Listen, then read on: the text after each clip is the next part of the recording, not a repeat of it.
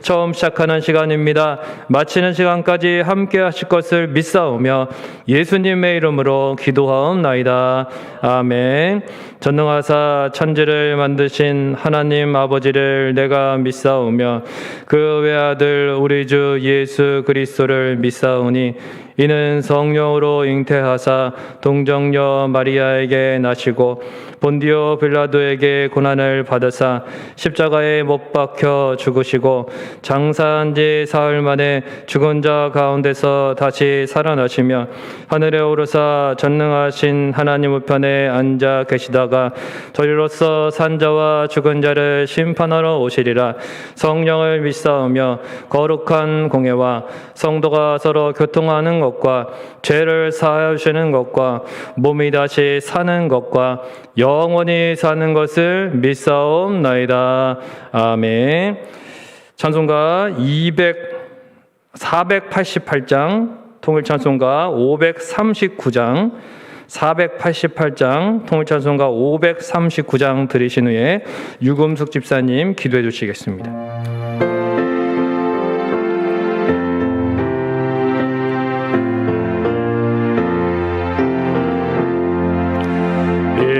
몸의 소망 무언가 우리 주 예수뿐일세. 우리 주 예수밖에는 믿으리 아주 없도다. 주 너의 반석이시니 그 위에 내가 서리라. 그 위에 내가 서리라. 무섭게 바람 부는 밤 물결이 높이 설렐 때 우리 주 크신 은혜의 소망에 닿을 줄이라. 주 나의 반석이시니 그 위에 내가 서리라. 그 위에 내가 서리라. 세상에 믿던 모든 것 끊어진 그날 되어도 그 주의 언약 믿사와 내 소망 더욱 크리라. 주 나의 반석이시니 그 위에 내가 서리라. 그 위에 내가 서리라. 바라던 천국 올라가 하나님 앞에 배울 때 그 주의 은혜를 힘입어 어여치 바로 서리라. 주 나의 반석이시니 그 위에 내가 서리라.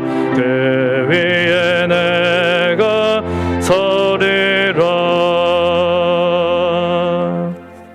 주일 후 3일 동안도 각자 저희들의 삶의 초소에 흩어놓으셨다가 은혜로 지키시고 수요 예배로 모이게 하심을 감사드립니다. 일상이 하나님의 은혜인데도 내 것인 것처럼 세상의 소식에 마음을 빼앗기고 분주하게 살다가 나왔사오니 긍휼히 여겨주시고 또 용서하여 주시길 간구합니다. 세상 풍조는 나날이 갈리어도 믿음 지켜 하나님을 기쁘시게 하는 삶이 되기를 간구합니다. 어떻게 살아야 할지, 무엇을 해야 할지 날마다 아버지께 묻고 점검하는 삶이 되기를 간구합니다.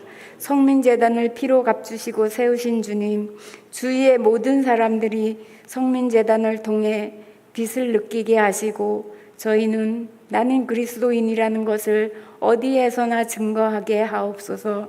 하나님 아버지, 성도님들의 가정을 지켜주시길 간구합니다. 손으로 수고한 것이 열매를 맺게 하시고 급하고 억울하고 답답한 일 만나지 않도록 지켜주시길 원하오며 고단하고 곤고하고 쉼 없으나 그 풍랑 인연하여서 더 주님께 가까이 갈 수 있도록 붙들어 주옵소서. 저희 자녀들에게는 다른 세대가 아닌 다음 세대로 이어질 수 있도록 큰 믿음을 주옵소서. 지난 3일의 삶을 선하게 인도해 주신 것처럼 남은 한 주간의 삶도 하나님의 사랑을 담아내는 저희들 되게 하옵소서. 말씀을 듣습니다. 목사님께서 묵상하시고 기도로 준비하신 말씀이 저희들 몸과 마음에 스며들어 남은 한 주간 동안도 주님을 모시고 살아가게 하옵소서. 예수님의 이름으로 기도드립니다.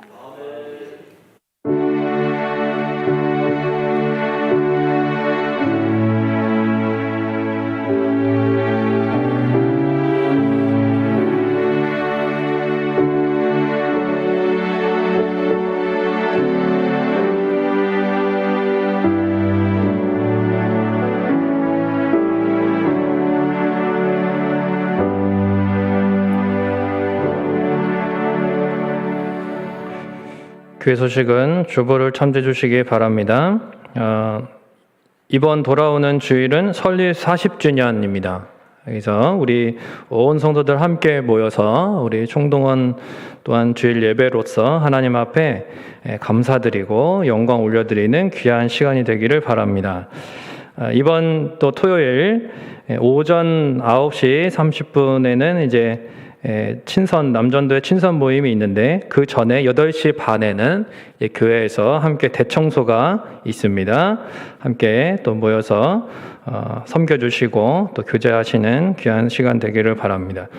목장 예배도 6월 12일 이제 이번 주일부터 설립 40주년을 맞이해서 함께 시작되는데 코로나 이제 방역 지침도 거리두기도 또 바뀌었고 해서 가능하니까 이제 목장에서는 우리 목자분들이 함께 또 목장 예배를 드릴 수 있도록 목원들과 의논하시고 함께 또 이렇게 목장 예배를 시작할 수 있도록 시간과 또 장소를 정하셔서 그렇게 시작해 주시기를 바라겠습니다. 이번 주일부터 또 목장 모임의 그 종이도 나가게 됩니다. 그 다음에 다른 광고는 주보를 참조해 주시기를 바라고요. 하나님 말씀은 신약성경 베드로전서 3장을 보겠습니다. 신약성경 380페이지 베드로전서 3장 13절부터 17절까지 말씀 보도록 하겠습니다. 신약성경 380페이지 베드로전서 3장 13절에서 17절까지 말씀을 저 여러분이 함께 봉독하도록 하겠습니다. 또 너희가 열심으로 선을 행하면 누가 너희를 해하리요.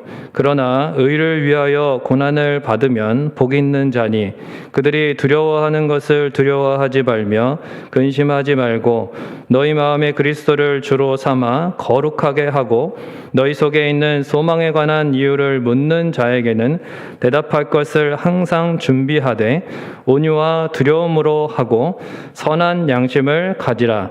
이는 그리스도 안에 있는 너희의 선행을 욕하는 자들로 그 비방하는 일에 부끄러움을 당하게 하려 함이라. 선을 행함으로 고난받는 것이 하나님의 뜻일진데 악을 행함으로 고난받는 것보다 나으니라. 아멘.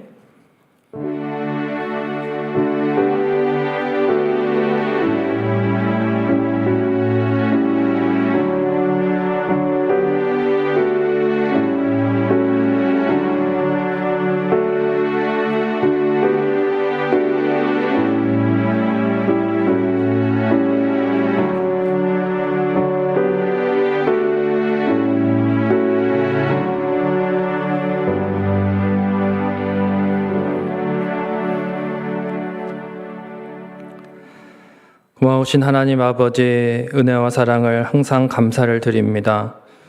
참으로 우리가 무엇이간데 하나님 이토록 우리를 향하여 한량없는 사랑을 항상 베풀어 주시고 우리에게 또한 이렇게 이 땅을 살아갈 필요한 물질들을 먼저 허락하사 하나님 그 가운데 또한 구별하여 하나님 앞에 드릴 수 있도록 우리에게 은혜를 주시니 감사합니다. 하나님 모든 것이 하나님의 은혜이며 하나님이 없이는 되어질 수 있는 것들이 아무것도 없음을 고백합니다. 하나님 앞에 우리의 마음과 정성을 드리며 또한 간구하는 심령으로 드릴 때에 하나님께서 때를 따라 도우신 은혜로 각자에게 선하게 응답하여 주시고 하나님의 손길을 항상 기억하며 살아갈 수 있도록 우리 하나님, 우리는 잊기 쉬운 미련한 자들이오니 하나님 때를 따라서 항상 깨닫게 하시고 일깨워 주옵소서. 하나님 앞에 또한 이 시간 말씀을 듣습니다. 하나님, 이 땅을 소망 가운데 살아가야 될 이유가 있을 터인데 우리가 그 이유가 무엇인지 다시 한번 확신하는 시간 될 수 있도록 도와주시고 하나님 예배를 마치고 돌아갈 때에는 마음속에 소망이 충만한 가운데 나아갈 수 있도록 주님 도와주시옵소서. 감사를 드리고 예수님의 이름으로 기도하옵나이다. 아멘. 할렐루야. 자, 우리 옆에 계신 분들 함께 교회 또 우리 표로 함께 인사하겠습니다. 당신이 행복해야 교회가 행복합니다. 당신이 행복해야 교회가 행복합니다. 우리 한 번 더 인사하실 때에 하나님은 당신을 너무 사랑하십니다. 이렇게 인사하겠습니다. 하나님은 당신을 너무 사랑하십니다. 네. 오늘 소망에 관한 이유라는 제목으로 말씀을 함께 나누겠습니다. 우리는 살아가는 이 시대의 특징을 좀 알 필요가 있습니다. 우리가 살아가는 시대는 종교다원주의 시대를 넘어서 이제는 종교에 대한 관심이 점점 이제 멀어지는 탈종교화 시대다라고 합니다.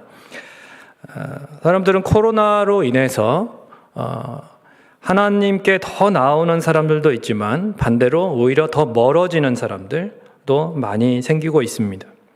그러나 중요한 것은 이것은 우리가 주님이 오시기 전에 당연히 나타나는 그러한 현상이라는 것을 계시록을 통해서도 확인할 수 있다는 것입니다. 기술이 발달하고 물질적으로 이미 반세기 전보다 몇 배나 풍요로워진 것은 사실이지만 내적으로 공허하고 그 갈증이 깊어지고 있다는 거죠. 가난한 시절에는 돈이 좀 많이 생기면은 해결될 줄 알았는데 이제는 물질적으로 좀 나아져도 해결되지 않는, 돈으로 해결되지 않는 문제들이 너무 많다는 것을 깨닫게 됩니다. 사람들은 답이 무엇인지를 알지 못합니다. 왜 만족이 없는지, 왜 기쁨이 없는지를 알지 못합니다. 내가 누구인지도 모르고 내가 어디로 가고 있는지도 모릅니다.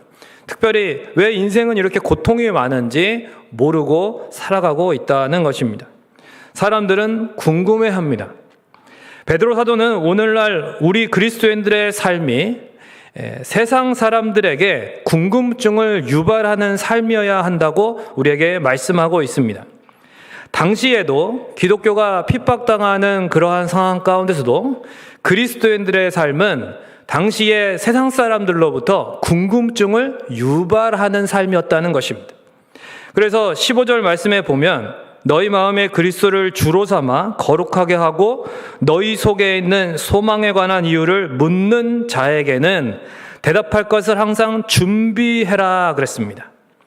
묻는 자들이 있으니까 그들에게 대답할 것을 준비해야 되지 않겠느냐라는 것이죠. 우리가 제대로 신앙을 가지고 살아가면 믿지 않는 불신자들로부터 질문을 받게 된다는 것입니다. 당신은 그렇게 살아가는 힘이 무엇이냐? 어떠한 이유로 당신은 그러한 능력을 가지고 살아갈 수 있느냐? 왜 당신네들의 삶은 우리의 삶과 다르냐라고 묻는다는 것입니다. 이것은 좋은 의미로서 묻는 것을 말하는 것이죠.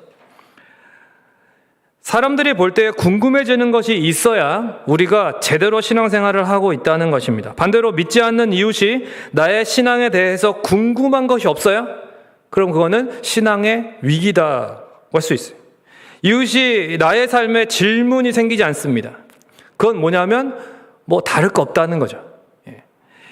똑같이 돈 걱정하고 똑같이 열받고 똑같이 남욕하고 똑같이 걱정 근심 가운데 살아가고 있는 겁니다. 그러면 궁금해하지 않습니다. 왜요? 다 예상되는 삶이기 때문에 그렇죠. 그러나 가진 것이 없는데 마치 세상을 다 가진 것처럼 행복해 보여요. 뭔가 저 사람들 안에는 안정감이 있습니다. 세상 사람들은 얼굴을 찌푸리고 살아가는데 다 자기 갈 길 바쁘고 자기 건드리지 말라는 식으로 잠깐만요 하면은 다 도를 믿으십니까? 라고 묻는 사람들처럼 돼야죠, 서로 다. 그게 아닌데. 그죠? 우리도 그런 취급당하면 조금 속상하지만 세상에 너무 사실 그런 이단이나 사이비 종교들이 많이 판을 치고 있으니까 그렇기도 하고 또 점점 개인주의적으로 세상에 바뀌고 있기 때문에 그렇기도 합니다. 그러나 우리들이 친절한 미소를 가지고 다가가고 어떤 타인의 삶에 대한 관심을 가지고 그리고 그 안타까워하고 그래서 세상과는 다른 어떤 그 평안 가운데에서 기도해주고 섬겨주고 사랑을 베풀어주는 것을 보면 믿지 않는 사람들은 궁금해할 수밖에 없습니다. 그리고 우리한테 와서 어떻게 그렇게 살 수 있습니까? 라고 물어야 정상이라는 것이죠. 교회도 마찬가지입니다. 교회에 온 지 얼마 안 된 초신자가 먼저 신앙생활을 오래 하신 분들을 보면서 궁금해져야 됩니다. 어떻게 하면 저렇게 살 수 있을까? 어떻게 하면 저 권사님처럼, 저 장로님처럼, 저 집사님처럼 저렇게 살 수 있을까? 일반 성도들이 온 지 얼마 안 된 분들도 궁금해야 되는 거예요. 목회자는 성도들에게, 목자는 목원들에게, 교사는 학생들에게, 모든 그리스도인들은 믿지 않는 사람들, 믿지 않는 가족, 믿지 않는 이웃에게 궁금증을 유발하는 삶을 살아가야 한다는 것입니다. 지난달 마지막 토요일에 목자 모임을 했는데 이제 나눔을 이렇게 발표하면서 이제 그 가운데에서 한 목자분이 자신이 초신자였을 때, 그러니까 자신이 목원이었을 때 그때 자기를 정말 지극정성으로 섬겨주신 한 구역장이신 분에 대해서 이야기를 하는 것을 들었는데 참 감동적이었습니다.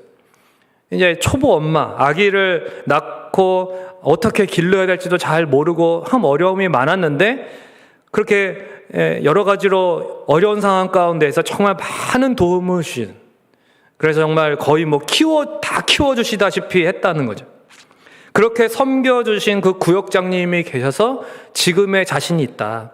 자신도 그렇게 정말 그분처럼 그렇게 자신도 목원들을 섬기는 그런 목자가 되고 싶다. 이렇게 얘기를 하는 참 따뜻한 시간이었습니다. 저도 행보기를 하면서 이 목자분들에게 이렇게 이제 이야기를 듣습니다. 영향력을 끼친 신앙의 선배가 누구냐? 그럼 우리 교회에서 또 어떤 권사님, 또 어떤 이렇게 이야기를 하는 거를 들었는데 저 참 동감하는 그런 분도 있었습니다. 다 아시겠지만 지금은 천국에 계신 고 유창순 권사님이십니다. 참 저도 많이 봤지만 어렵고 정말 아프고 힘든 그러한 성도분들을 정말 이렇게 찾아가서 다독이면서 많이 위로하시고 물질로도 이렇게 섬기시는 모습을 자주 저도 봤습니다.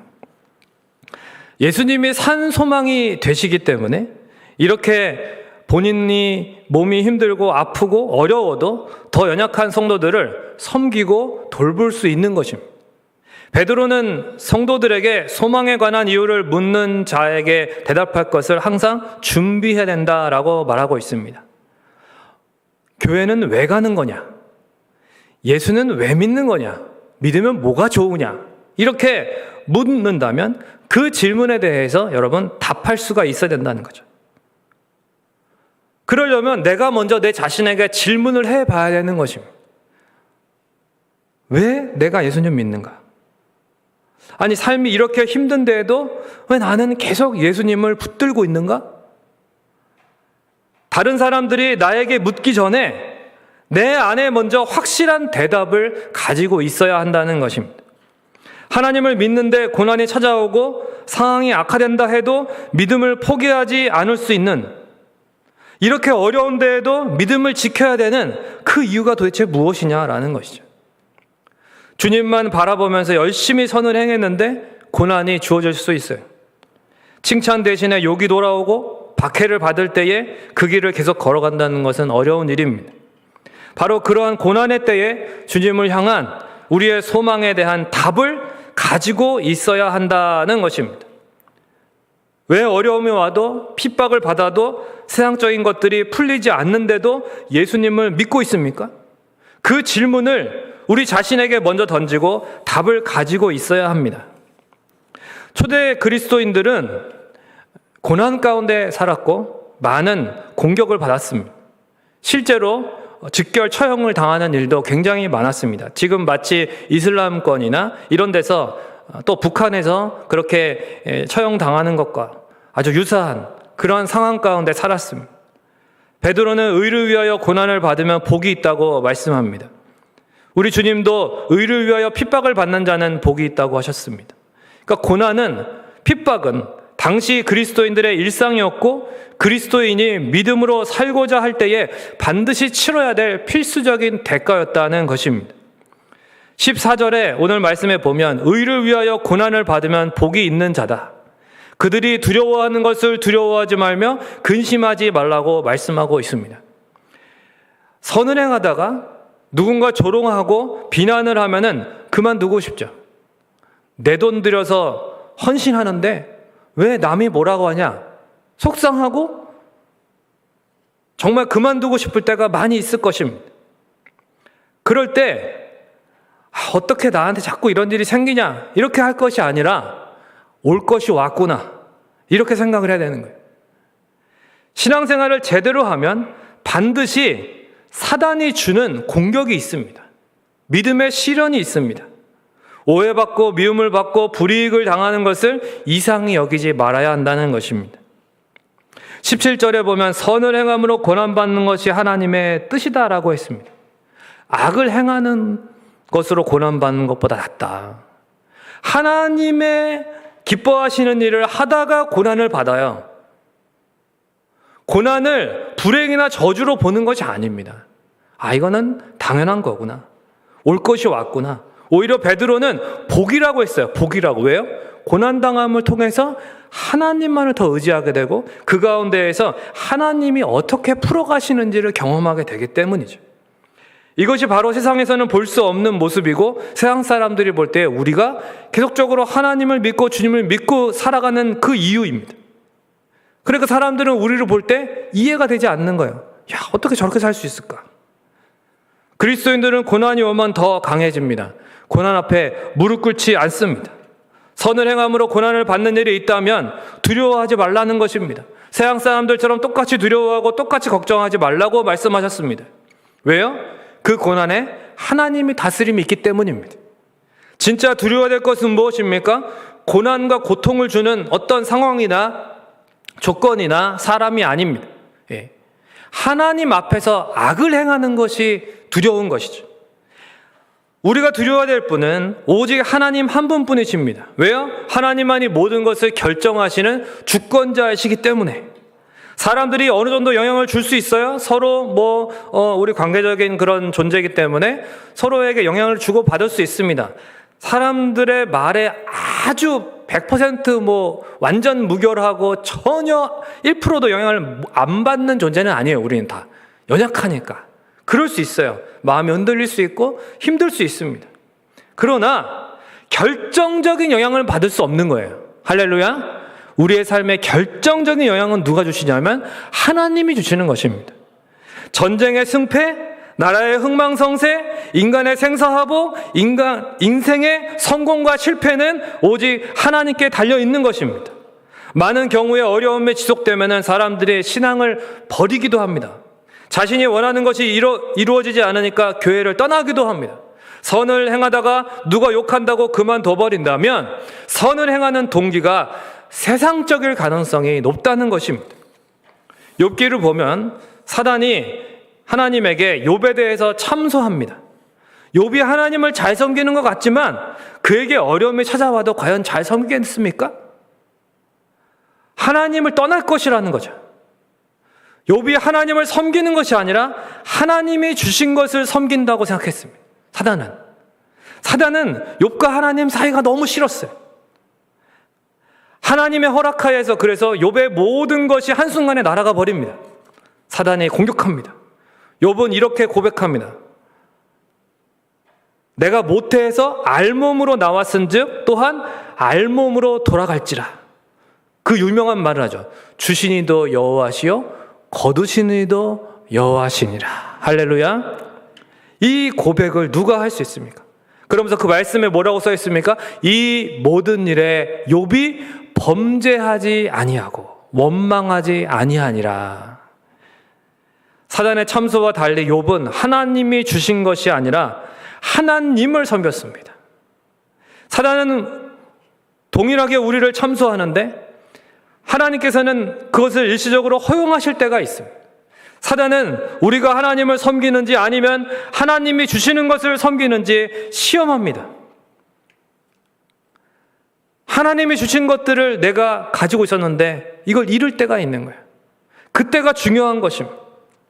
진짜 신앙은 그러한 고난의 때에도 흔들리지 않고 도리어 견고해지는 것입니다. 위기의 순간에 빛을 발합니다. 세상이 그래서 놀라는 것입니다. 어떻게 저렇게 살 수 있을까? 궁금증이 유발되는 삶. 베드로전서 1장 3절에 이러한 삶의 이유가 나타납니다. 그것은 바로 무엇입니까?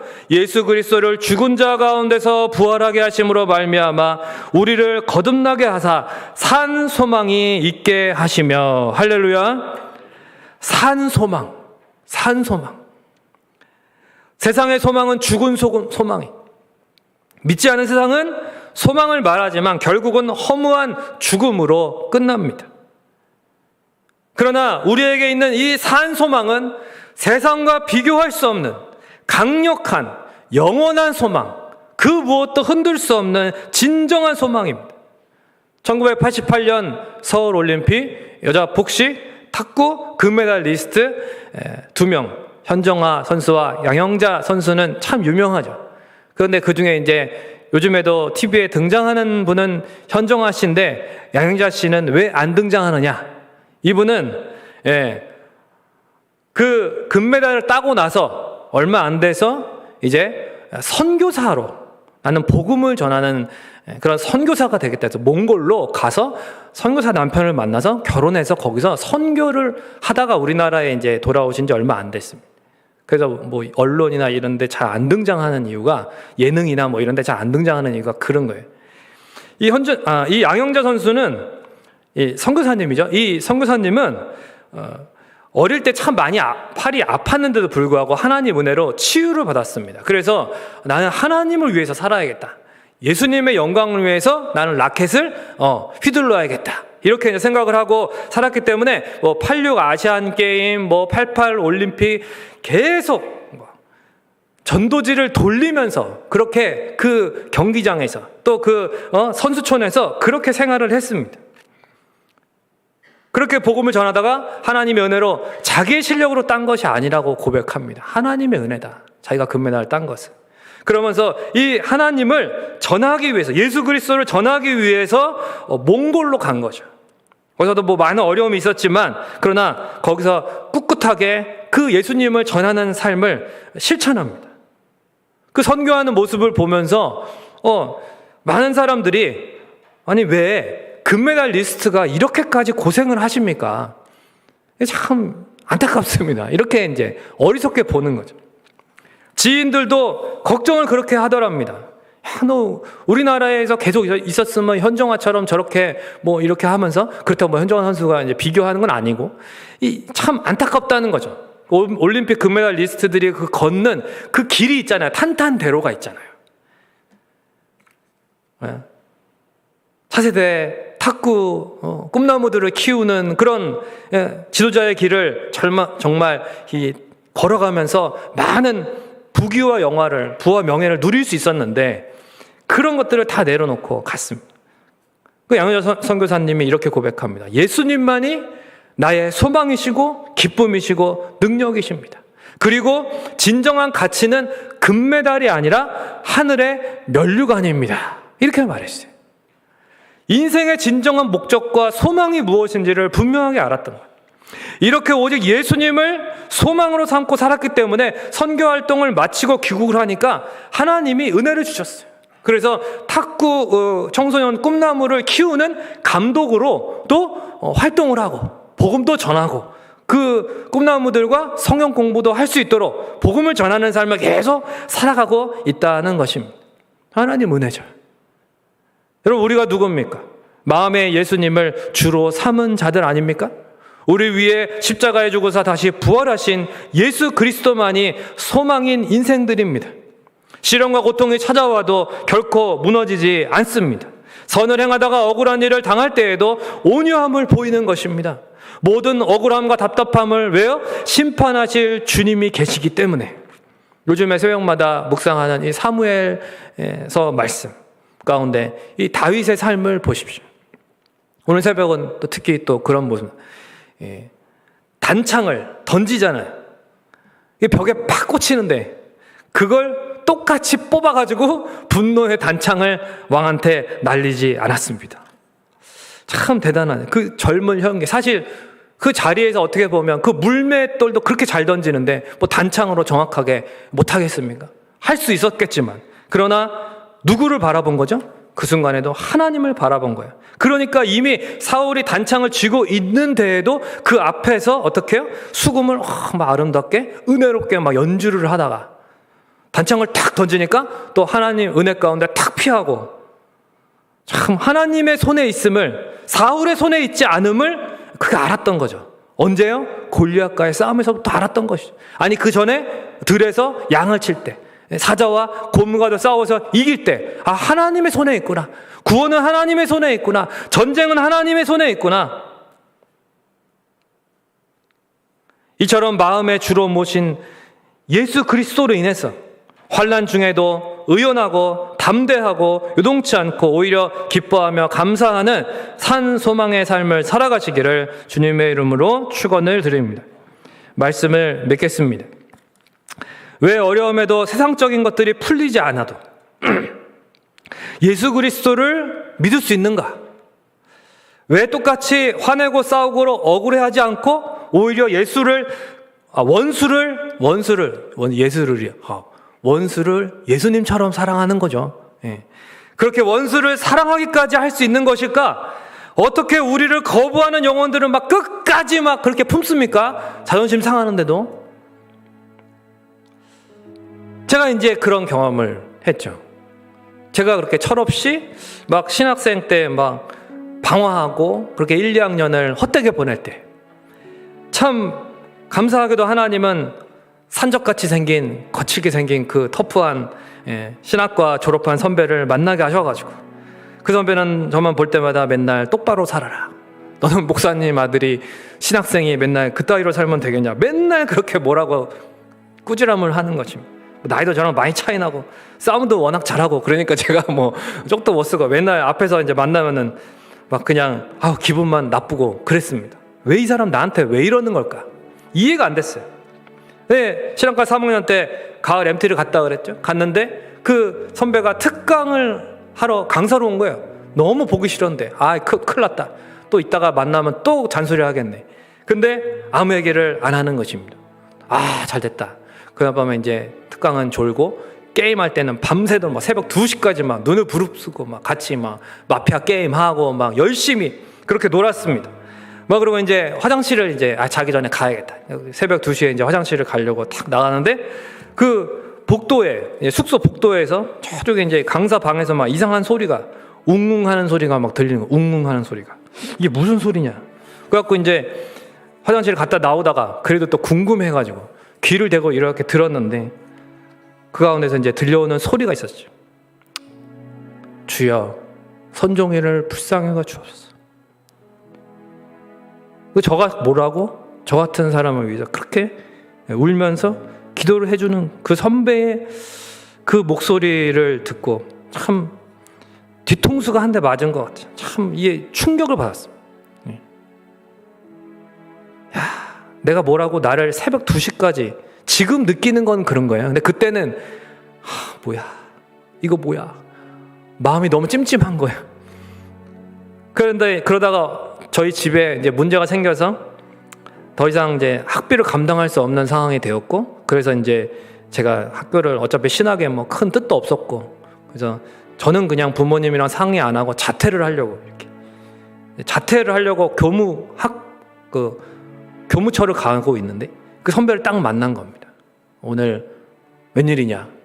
뭐 얘기도 안 하고 아예 뭐 근데 이제 이미 나를 위해 이렇게 기도한 선배인 걸 아니까 제가 마음이 뭐 이렇게 막 야박하게는 못 하겠더라고요, 옛날처럼. 그래서 이제 아니 뭐 볼 일 있어서 그냥 왔어요. 뭐 오늘이 뭐 마지막이에요, 학교는. 뭐 그랬어요. 그랬더니 그 선배가 그러냐? 그러면 마지막으로 우리 한번 오늘 우리 동아리 예배 드리는데 예배 한번 같이 드리자. 유정의 미를 거둬야겠다. 그래서 이제 그 선배랑 같이 예배를 드리는데 거기서 이제 하나님의 성령이 그냥 하나님이 저를 사랑하셔가지고 그래갖고 막 그날따라 또 막 잃어버린 한 마리의 양 막 이 말씀하셔가지고 제가 그냥 뭐 그렇게 평생 흘릴 눈물을 다 흘린 것 같아요. 막 눈물 콧물 흘리고 그 자리에서 변화가 돼가지고 하나님 예수님을 인격적으로 만났습니다. 그래서 지금의 이렇게 목회자의 길을 사실 걷게 된 것이 그 선배분, 지금도 이제 한 지역에서 제가 그분이 가끔 생각이 나요. 근데 제가 워낙 뭐 부족한 사람이니까 이렇게 잘해드리지는 못하고 그냥 생각만 하고 생각할 때마다 기도만 해드리고는 있는데 지금도 이제 한 지역에서 개척교회 하시면서 그렇게 생활을 하고 계십니다. 그분의 은혜가 참 크죠. 하나님께서 그분을 통해서 저를 다시금 돌아오게 하셨습니다. 죄 가운데 방황하던 저를 하나님이 사랑하셔서 그 끈질긴 사랑으로 저를 위해 권면하고 기도하게 하셨던 것임을 나중에 알게 되었습니다. 그저 모태신앙으로 목사님 아들로 예수님을 인격적으로 만나지 못했는데 정말 나한테 왜 저럴까 싶었는데 그 이해되지 않던 것들이 지금은 제가 그렇게 끈질기게 권면하고 기도하려고 애쓰는 사람이 되어가고 있는 것을 보게 되는 거죠. 우리가 세상 사람들과 다른 삶을 살아가는 이유가 무엇입니까? 예수 그리스도. 힘들고 어렵고 억울해도 계속 믿음의 길을 걸어가는 이유가 누구예요? 예수 그리스도예요. 인생에 답이 없어 살아가는 소망 없는 인생들에게 산 소망이신 누구를 알려줘야 됩니까? 예수 그리스도. 그래서 세상 사람들이 아직 믿지 않는 가족과 이웃들도 우리처럼 똑같이 답을 하도록 섬겨주고 그들 역시 또다시 세상에 궁금증을 유발하는 존재들이 될 수 있도록 이렇게 질문을 일으키고 답이 되는 삶을 통해서 예수님만을 높이는 저와 여러분이 되시기를 주님의 이름으로 축원을 드립니다. 이제 우리 함께 이 찬양 슬픈 마음 있는 자 이 찬양 들으시고 함께 기도하겠습니다.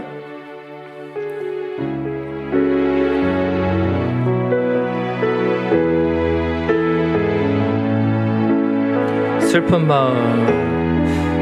마음 있는 자 몸과 영혼 병든 자 누구든지 부르시오 예수 이름 부르시오 그 이름을 믿는 자 그 이름을 부르는 자 그가 어떤 사람이든 그는 구원하리라. 다시 한번 찬양 드립니다. 슬픈 마음 있는 자 몸과 영혼 병든 자 누구든지 부르시오 예수 이름 부르시오 그 이름을 믿는 자 그 이름을 부르는 자 그가 어떤 사람이든 그는 주의 영광 보리라. 예수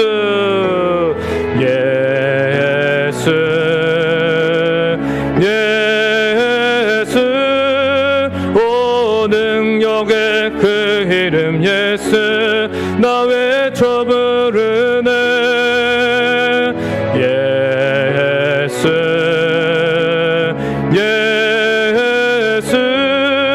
오 구원의 그 이름 예수 나 외쳐 부르네 예수 그리스도 은과 금 내게 없으나 나 가진 건 너에게 준 능력의 이름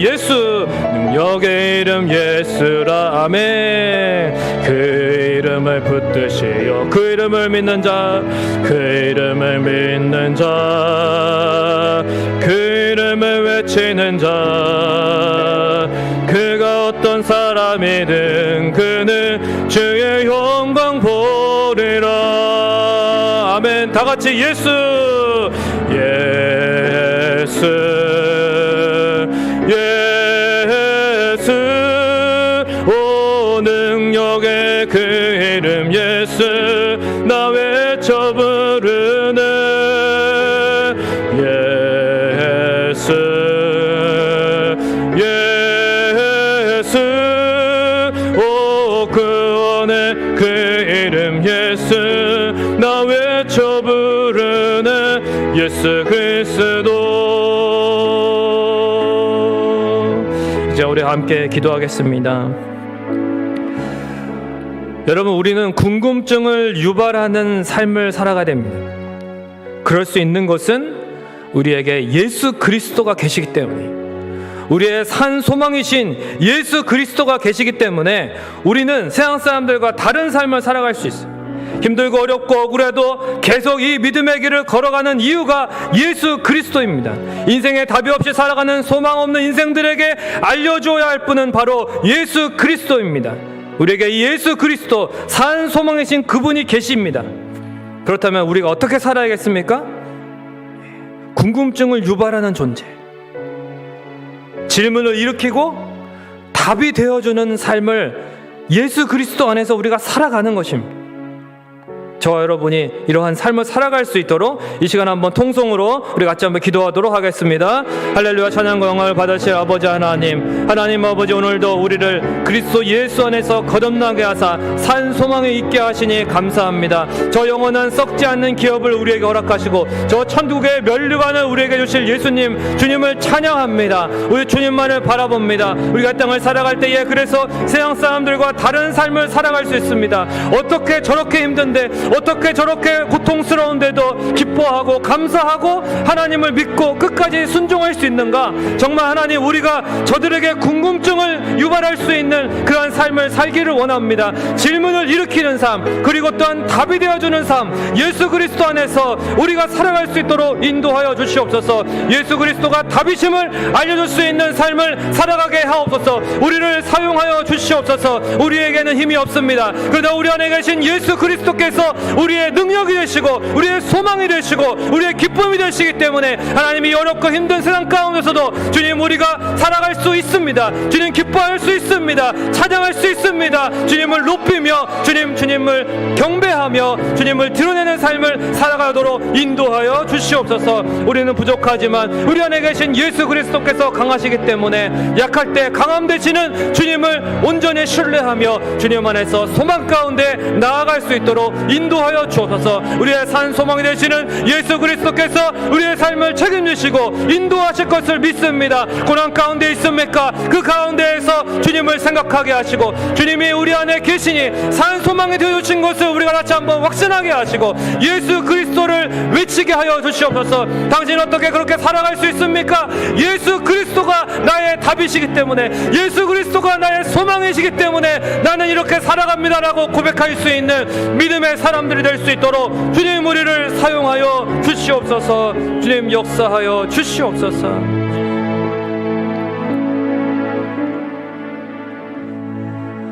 응가금 없고 세상에 가진 것도 없고 세상 사람들이 봤을 때 이해도 안 되는 삶인데, 주님, 우리는 주님 뒤를 따라가고 주님의 사랑으로 섬기고 나눠주고 그렇게 끈질기게 기다려주고 기도해주고 사랑하고, 때로는 왼뺨을 맞으면 오른뺨을 돌려대고 겉옷을 달라 그러면 속옷까지 주는, 하나님, 세상이 이해할 수 없는 삶을 우리가 살아갈 수 있기를 원합니다.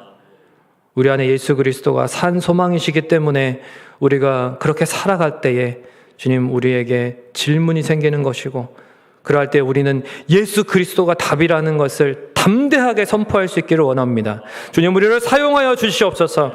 비록 우리가 쉽지 않은 삶을 매일같이 살아가고 있지만 예수 그리스도께서 우리 가운데 산 소망이 되시기 때문에 우리가 넉넉히 이기게 하여 주시옵소서. 낙심하고 절망 가운데 있습니까? 주여 다시 한번 우리 가운데 충만하게 임하사 우리의 영을 일으켜 주시고 소생시켜 주시고 다시 한번 산 소망이 되어 주옵소서.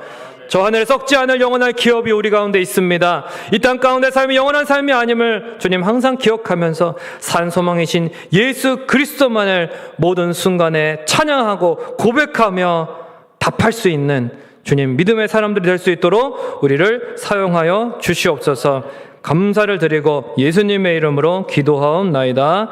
아멘. 하늘에 계신 우리 아버지여, 이름이 거룩히 여김을 받으시오며 나라에 임하옵시며 뜻이 하늘에서 이루어진 것 같이 땅에서도 이루어지이다. 오늘날 우리에게 일용할 양식을 주옵시고 우리가 우리에게 죄 지은 자를 사하여 준 것 같이 우리의 죄를 사하여 주옵시고 우리를 시험에 들게 하지 마옵시고 다만 악에서 구하옵소서. 대개 나라와 권세와 영광이 아버지께 영원히 있사옵나이다. 아멘.